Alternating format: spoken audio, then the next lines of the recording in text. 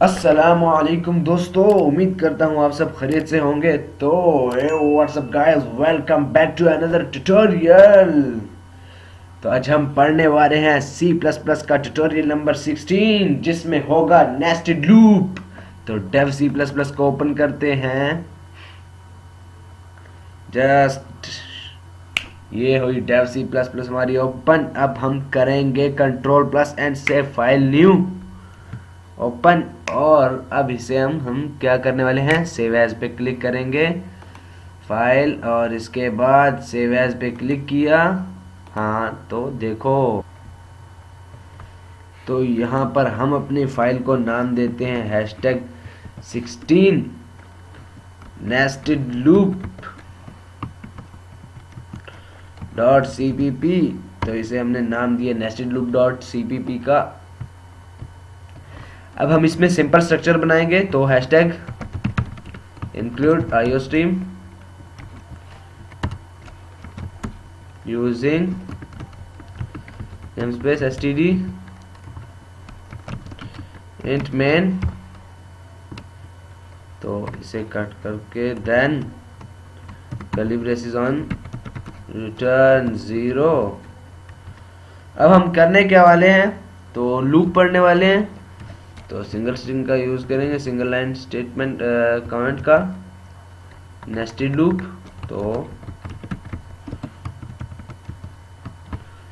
तो nested loop होता क्या है? नेस्टेड लूप हमेशा ए लूप के अंदर एक और लूप लिखने को नेस्टेड लूप कहते हैं। नेस्टेड लूप के अंदर होता क्या है, द इनर लूप एग्जीक्यूट होता है, ठीक है। जो अंदर वाला लूप होता है वो एग्जीक्यूट होता है with the change of value, value की तब्दीली ऑफ काउंटर वेरिएबल, जो उसे बढ़ाता या कम करता है, इंक्रीज या डिक्रीज करता है, और वो आउटर लूप का होता है, ठीक है। कोई भी लूप हम इनर लूप के तौर पर इस्तेमाल कर सकते हैं, ठीक है। कोई भी लूप हम इनर लूप के तौर पर इस्तेमाल कर सकते हैं। तो मैं लूप्स का, नेस्टेड लूप का सिंपल जो सिंटैक्स है वो लिख लेता हूँ।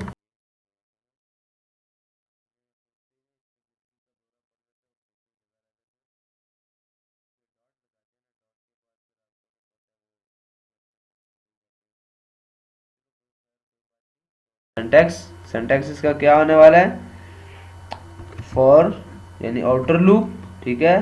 पहले मैं आउटर लूप को कर रहा हूँ, इसके अंदर इनिशियलाइजेशन, ठीक है।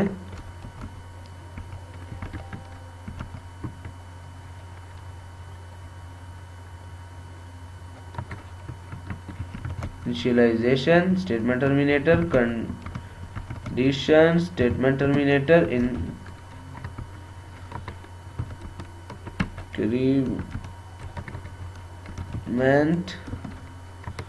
And then decrement. डिक्रीमेंट इसमें ये दोनों यूज हो सकते हैं, increment decrement curly braces open. तो मैं इसे, तो अब इसके अंदर ये अब हमारा आउटर लूप रहा।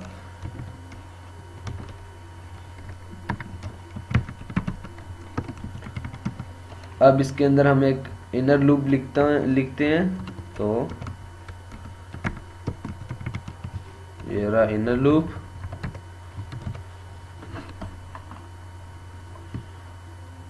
ठीक है। इनर लूप अब स्टार्ट करता हूं, तो वो भी फॉर लूप।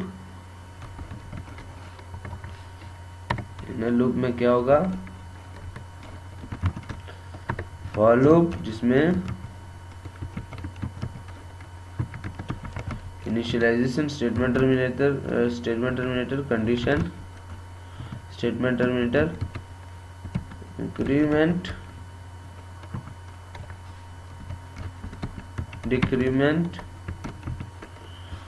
एंड देन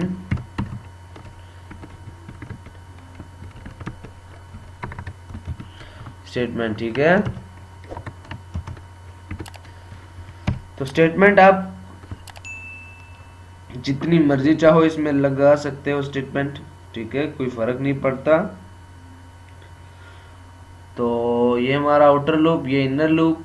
तो मैंने जिस तरह आपको डेफिनेशन में भी बताया कि एक लूप के अंदर दूसरे लूप को डालना नेस्टेड लूप कहलाता है, और जो इसका नेस्टेड लूप होता है वो एग्जीक्यूट होता है। इनर लूप जो है ना ये वाला, ये एग्जीक्यूट होता है और उसके साथ इसकी वैल्यू इंक्रीज होती है, ठीक है। और ये एग्जीक्यूट होता है, इसकी वैल्यू एक बार इंक्रीज होगी, ये फिर एग्जीक्यूट होगा, ठीक है।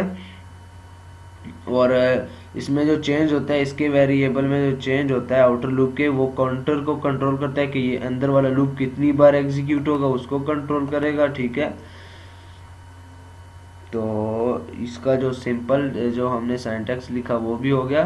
तो मैं इसे मल्टी लाइन कमेंट की जो फंक्शनैलिटी है उसको यूज़ करते हुए मैं इसको कमेंट बना देता हूँ, ताकि हमें आगे प्रॉब्लम्स जो सॉल्व करने के लिए, यानी आगे जो हमें सब कुछ आसानी से होता रहे हमारा प्रोग्राम। तो इसके लिए एक सिंपल एग्जांपल लिख देता हूँ प्रोग्राम की। इसमें एग्जांपल किस तरह होगी, तो मैं एक सिंपल बिल्कुल छोटा सा, कि आपको मुश्किल बिल्कुल ना आए, जिस तरह मैंने ऊपर सिंटैक्स लिखा इसी तरह ही मैं ये भी लिखूंगा लूप। तो मैं binary int a and a comma b, इसकी जगह आप जो मर्जी बनाए, वेरिएबल ही है, मैं बस सिंपल रखने के लिए ए एंड बी बना रहा हूँ। A is equal to 1, then less than statement terminator, and then B less than 3, okay, statement terminator. तो इसमें मुझे थोड़ी सी चेंज ये करनी होगी कि यहाँ पर मुझे ए को कंडीशन में रखना है, और फिर ए प्लस प्लस इंक्रीमेंट। देन इसके अंदर एक और लूप लिखते हैं फॉर, और फॉर लूप के अंदर मैं फिर condition initialization condition increment decrement करता हूँ। तो जे जो बी है is equal to 1, statement terminator b less than equal to यहाँ बी को इस तरह कर लेते हैं, बी लेस देन 3, ठीक है, दोनों एक जैसे ही हों। और इसके बाद होने क्या वाला है, बी प्लस प्लस, तो इधर स्टेटमेंट टर्मिनेटर का यूज करना है, जो कि जान है इस प्रोग्राम की, ठीक है। तो अब हम आगे एक स्टेटमेंट लिखूंगा जो दोनों के लिए काफ़ी रहेगी। और अब मैं इसे आपको बताता हूँ कि जिस तरह मैंने आपको डेफिनेशन में बताया, ठीक है, कि पहले जो होगा वो कौन सा लूप एग्जीक्यूट होगा और फिर क्या होगा। तो उसी की मदद से मैं एक स्टेटमेंट भी आउट कर देता हूँ, ठीक है। तो इसके अंदर मैं लिख देता हूँ द लूप इज, ठीक है। इसके बाद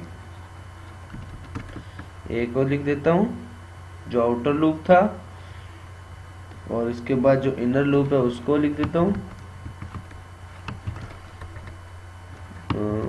ठीक है। और द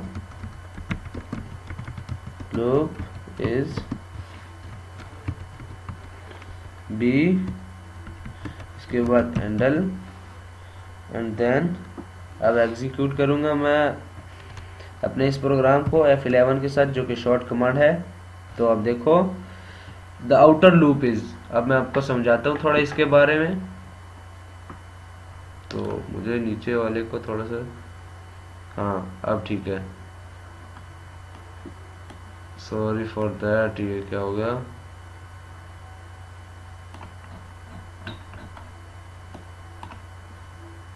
मुझे इसे ऊपर, हाँ अब देखो इधर ठीक रहेगा। तो the outer loop is 1, the outer loop is 1, ठीक है। इधर देखो the inner loop is 1, the inner loop is 2। तो जैसा कि मैंने आपको डेफिनेशन में भी बताया कि एक लूप के अंदर दूसरे लूप को इस्तेमाल करना नेस्टेड लूप कहलाता है, और जो इनर लूप होता है वो एग्जीक्यूट होता है, और जो बाहर वाला लूप होता है उसकी वैल्यू इंक्रीज होती है तब जब हमने कितने टाइम इसे रन करना हो, ठीक है। काउंटर ये है, ये काउंटिंग करता है, ठीक है, लूप की, और ये एग्जीक्यूट होता रहता है। जितनी बार ये चाहेगा ये एग्जीक्यूट होगा, और इतनी बार ये काउंटर गिनता रहेगा कि कितनी बार मैंने इस लूप को एग्जीक्यूट किया है।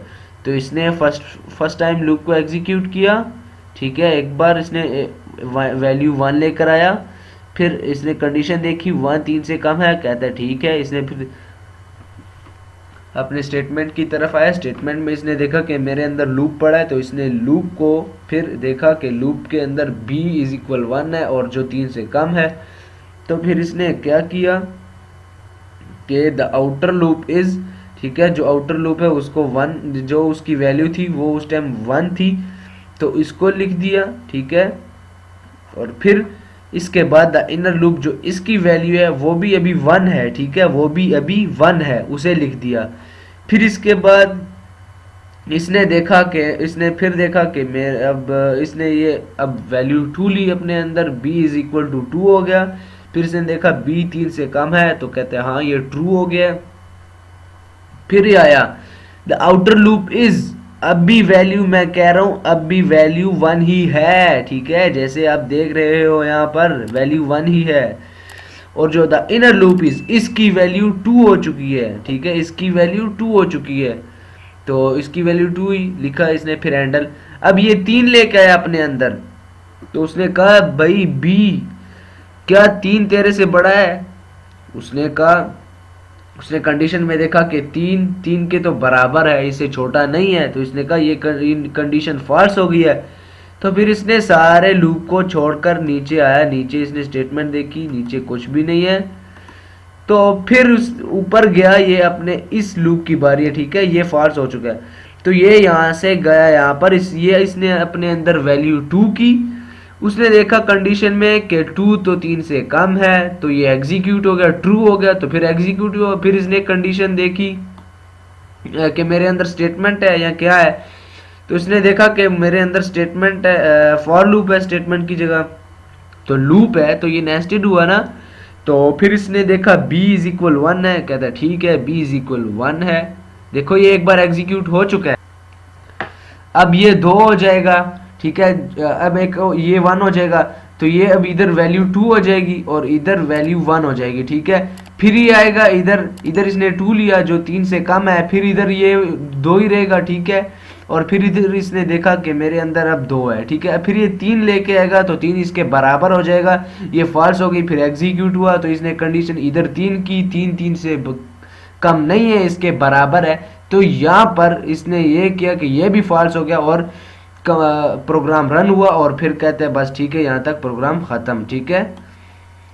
तो दोस्तों कैसा लगा ट्यूटोरियल, तो अगर ट्यूटोरियल अच्छा लगे तो वीडियो को लाइक कर दे, ट्यूटोरियल को लाइक कर दे, और अगर आपने हमारा चैनल अभी तक भी सब्सक्राइब नहीं किया तो चैनल को सब्सक्राइब कर दें और बेल आइकन को क्लिक करें ताकि हमारी हर आने वाली नई वीडियो आप तक पहुंच सके। दीजिए इजाज़त, अल्लाह हाफिज़, गुड बाय।